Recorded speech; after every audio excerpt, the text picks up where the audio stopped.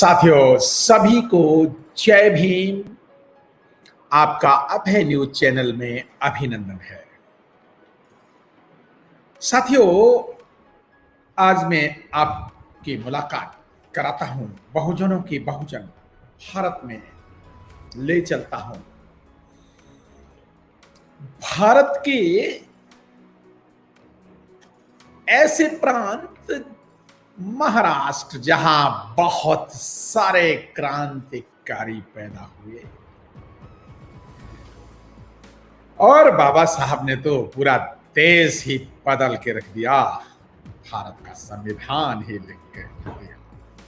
साथियों महाराष्ट्र ले चलता हूं बहुजनों की बहुजन यात्रा में आपको और परिचय कराता हूं संत गाडगे बाबा से।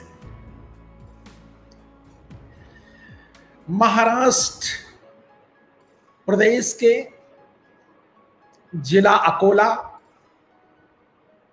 गांव सेडपुर जहां पर जन्म हुआ था, धोबी जाति में, धोबी जाति शूद्रों की जाति है जो कपड़े वगैरह धुलने का काम करते हैं ब्राह्मणी व्यवस्था के अनुसार। अछूत चौथे क्लास के हिंदू, शूद्र जाति में उनका जन्म 23 फरवरी 1876 को हुआ था। साथियों जाति कौन पूछता है, कौन जात हो? जाति वो पूछता है, वो अहंकारी व्यक्ति जाति पूछता है जिसको अपनी जाति पे घमंड है और दूसरे व्यक्ति को बराबर नहीं समझता और जो दूसरे व्यक्ति को नीचा दिखाने के लिए, उसका मोरल डाउन करने के लिए इसलिए जाति पूछता है। कौन जाति?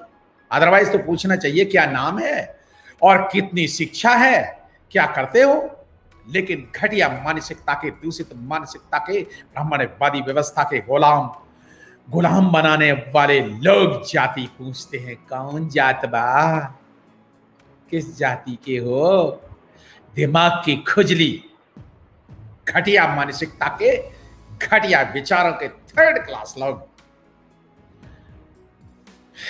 गिरी हुई मानसिकता के लोग पूछते हैं तुम्हारी जाति कौन है? पूछो ना मेरे से। हाँ मैं बुद्धिस्ट हूं, अम्बेडकराइज्ड हूं। मैंने हिंदू धर्म को लात मार दी है और बाबा साहब की 22 प्रतिज्ञाएं लेकर के बौद्ध धर्म अपना करके अब मैं बुद्धिस्ट हूं, अम्बेडकराइज्ड हूं। साथियों जाति प्रथा से पीड़ित लोगों, धोबी जाति में पैदा हुए, यह वो कष्ट है जाति प्रथा का जो भारत के 110 करोड़ शूद्र लोग, SC ST OBC के लोग, 6743 जातियों की जेलों में कैद लोग महसूस करते हैं जब ब्राह्मणवादी व्यवस्था के 15% मनुवादी उनसे पूछते हैं किस जाति के हो, शादी करनी है, कर दो ना। साथियों आइए बात करते हैं ऐसे क्रांतिकारी संत गाडगे बाबा जो धोबी जाति में पैदा हुए। पिता जी का नाम झिंगर जी। हाँ घटिया नाम भी उस समय, क्योंकि शूद्र जाति में अच्छा नाम तो रख नहीं सकते। झिंगर जी। माता का नाम सुखबाई, बचपन का नाम डेबू। 8 वर्ष की उम्र में डेबू के पिता की मौत हो गई। माँ बच्चे डेबू को लेकर अपने मायके दापुरे गांव भाई चंद्रभान के पास आ गए, नाना के घर। वहां नाना के घर में करना क्या है? कपड़े धुलना काम क्या है? कपड़े धुलना और पशु चराना। बस यही काम पूरा उस समय का समाज। अशिक्षा, बेरोजगारी, गरीबी, भुखमरी, अज्ञानता, अंधविश्वास, शराबखोरी, भोजन के अभाव में आज भुखमरी और कुपोषण से त्रस्त समाज। तो ऐसे समाज में पैदा हुए साथियों। गाडगे बाबा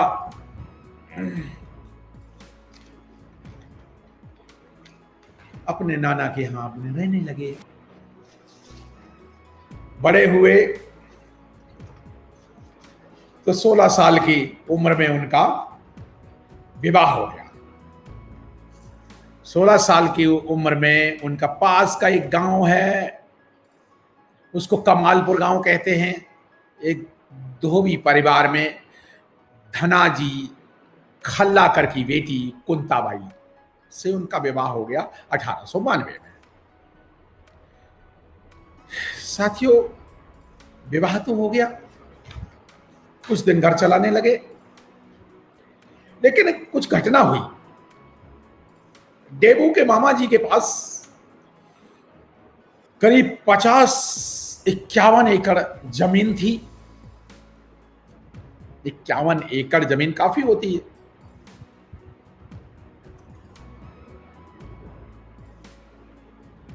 तो वहीं वो खेती बाड़ी में उनके मामा का एक लड़का था, उसका नाम था बली। उसके साथ वो खेती बाड़ी देखने लगे। कुछ समय बाद उनकी मामा की डेथ हो गई। साथियों, साहूकार से मामा ने 1625 रुपए लिए थे। वो देखते मामा जी उनके कर्ज पटाते रहे, लेकिन कर्ज नहीं पटा। साहूकार धूर्त था, बनिया जाति का धूर्त, मक्कार साहूकार, जिसको उच्च जाति कहते हैं, उसने पूरे 51 एकड़ जमीन पर कब्जा कर लिया। 1898 में बली की भी मौत हो गई, मामा के लड़के की। सारा का सारा इन पे बाहर आ गया। डेबू के सामने एक ही उद्देश्य था कि साहूकार से अपनी जमीन वापस लेना, अपने मामा की जमीन वापस लेना। डेबू ने कहा हमने पैसे तो सारे दे दिए, दो जमीन वापस। वो कहते नहीं दूंगा, अभी दिए नहीं। साथियों, डेबू ने कहा सारे पैसे दे दिए, तो वकील द्वारा कब्जा करने के लिए नोटिस भेजा। साथियों, साहूकार के साथ डेबू का संघर्ष हुआ। साहूकार के साथ वाले जब झगड़ा वगड़ा भी हुआ, साथ ही डर के भाग गए। लेकिन गांव वालों ने बीच बचाव किया। हाँ, थोड़ा चलो भाई ऐसा करते ना। बचाव भी पक्ष किसका लिया? साहूकार का। और 15 एकड़ को छोड़ के और सारी जमीन साहूकार के। ये बीच बचाव, बीच बचाव भी घटिया बीच बचाव, उसके पक्षवाद। साथियों, डेबू के मन में बड़ा रोष पैदा हुआ अत्याचारी व्यवस्था से। उन्होंने ठान ली इस व्यवस्था से लड़ने के बाद। साथियों, उस समय धोबी क्या शूद्रों में मांस, मदिरा, शराब पीने का चलन। तो उन्होंने अपने परिवार के, समाज के लोगों को समझाया कि भाई मिठाई खाओ। सोचतो पीड़ों में गांव जाके समझाने लगे। काफी दिनों तक तो ऐसा चला, लेकिन साथियों 29 वर्ष की आयु में अपनी पत्नी, बच्चे, सब समाज को उन्होंने त्याग दिया। और कपड़े वो भी फटे जैसे पुराने कपड़े पहन करके, एक लाठी ली और एक मटका, वो भी टूटा हुआ खप्पर जिसको बोलते हैं गांव में, मराठी भाषा में जिसको कहते गडगा लेकर के साथियों चल पड़े, निकल पड़े समाज को जगाने टूटा जो गडगा जिसको कहते हैं मटके का खप्पर, जिसे पानी पीने के लिए, साथ ही शूद्र जाति में मेटल के बर्तन नहीं ले सकता शूद्र, उस मटका उस गडगा को लेके चल पड़े। वही टूटा गडगा जीवन भर अपने साथ रखा, गर्मी बरसात सर्दी सब बचाव के लिए एक कपड़ा ले लिया, बस उसको सिर पे रख लेते, कभी गडगे को पौसी में पानी पी लेते। इसी गडगा के कारण उनका नाम पड़ा संत गाडगे। साथियों, वो फटे पुराने कपड़े उसी को जोड़ जाड़ के बना लिया, बस उसी को पहन के निकल पड़े, फटे पुराने कपड़े पहन के घूम घूम कर समाज की समस्याएं जानी। साथियों, वो जहां जाते, एक गांव गए, शूद्रों की बस्ती में, वहां उन्होंने खुद ही जाकर एक झाड़ू लिया और लगे झाड़ू करने। जैसे पूरा सफाई, तब लोग और लग गए साथ में, शाम तक पूरा गांव बस्ती साफ कर, अगले बस्ती चले गए, अपना एक झाड़ू और ले लिया साथ में। दूसरी बस्ती, गांव गांव जाते, झाड़ू सफाई करते लोग। गाडगे को बाबा साहब, बाबा गाडगे का नाम प्रसिद्ध होने लगा। सफाई, समाज में गंदगी को देख करके वो सफाई करने लगे। इस वजह से फिर वो उस गडगा के कारण गाडगे कहलाए, और धीरे धीरे लोग उनकी बात समझने लगे, सुनने लगे, लोग उनके अनुयायी बनने लगे। साथियों, सबसे ज्यादा गरीब लोग ही उनके अनुयायी होते। 1905 में उन्होंने घर परिवार छोड़ दिया, 29 वर्ष में। साथियों, 29 वर्ष में बुद्ध ने घर छोड़ा, 29 वर्ष में गाडगे बाबा ने घर छोड़ा।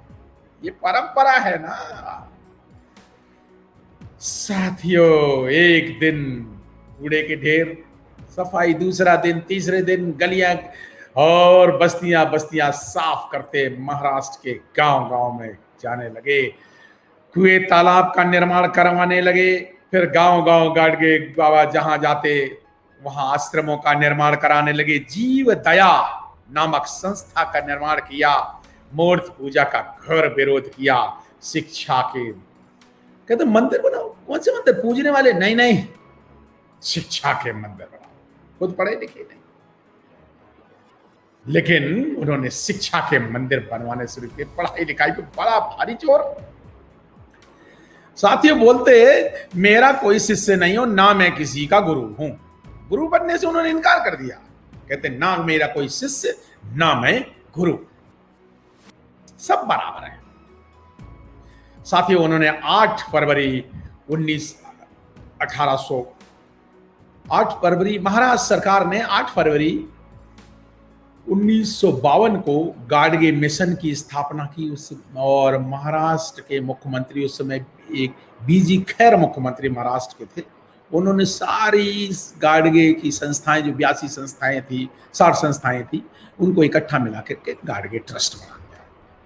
साथियों, गाडगे साहब बाबा साहब अम्बेडकर के बड़े भारी प्रशंसक थे, बड़े भारी प्रशंसक थे, और बड़ा सम्मान करते थे बाबा साहब अम्बेडकर भी उनका। साथियों, जब वो जाते गांव में तो बोलते कि ब्राह्मण कभी बकरे की बलि नहीं देते, शूद्र लोग क्यों बकरे की बलि देते? ब्राह्मण लोग तो देते नहीं, और उनके घर में तो शिक्षा है, शूद्रों के घर में शिक्षा क्यों नहीं? शूद्र लोग बकरे की बलि देते हैं, फिर भी गरीब क्यों हैं? ब्राह्मण लोग तो कोई बलि नहीं देते, वो तो अमीर क्यों हैं? ब्राह्मणों के घर में देवता का कोई प्रकोप नहीं होता, गरीबों के घर में क्यों होता, शूद्रों के घर में क्यों होता? ये धर्म के सब ठेकेदार है, ऐसा बोलते हैं। वो कहते ऐसे नहीं रोकेंगे, चलो। फिर कहते हाँ सुनो भाई, ये बताओ जाति व्यवस्था को जानते हैं ना? तो वो कहते हैं कौन कौन जाति है? वो जाति वो पूछता है जिसको अपनी जाति का मिथ्या अभिमान है। अगर अछूत के लोटे को छू ले तो लोटे को अग्नि में जला करके शुद्ध करते हैं ना। और अगर अछूत के सूत्र से अगर ब्राह्मण का सूत्र अगर छू जाए तो क्या ब्राह्मण को जला के करोगे अग्नि में? करो ना। ऐसी बात करते, बाबा बड़ी खतरनाक बात है। साथियों, सवर्णों के कुएं के पास जानबूझ के जाके वहां पहुंच जाते, छुए लेते, बड़ी पिटाई होती। कहते ये जो कुआं है ना हमारे शूद्रों ने ही बनाया, खोदा है, तुमने नहीं खोदा। बड़े उनकी बड़े पिटाई भी हुई इस कारण, लेकिन वे शूद्रों के मन में क्रांति का बीज बोले थे। साथियों, एक बार बहुत बड़े दयालु थे, उनका मन पसीज जाता। चिट्ठी पढ़वाने के लिए एक पंडित जो शूद्र का से कहा, पंडित जी पढ़ दो चिट्ठी। तो शूद्र ने को पंडित ने कहा ये लकड़ियां काटो। लकड़ी काटते काटते बेचारा बहुत थक गया। तो उन्होंने देखा, अरे क्या कर रहे हो?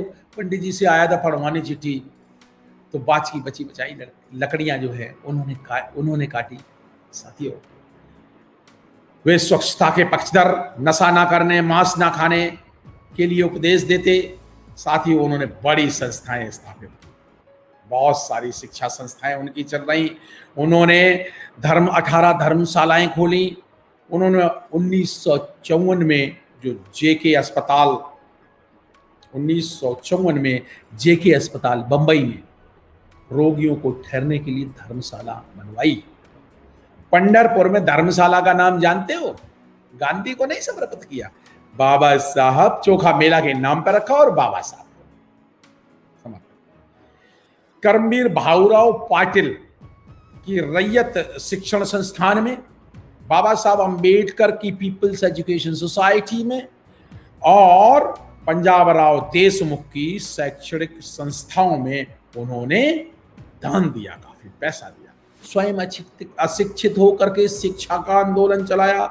कहते अपने बच्चों को हर हालत में पढ़ाओ, पढ़ाना लिखाना, जरूरत पड़े तो घर के टूटे फूटे बर्तन भी बेच देना, लेकिन बच्चों को पढ़ाना। मिट्टी के बर्तन में हाथ में रोटी खा लेना, लेकिन अपने बच्चों को पढ़ाना।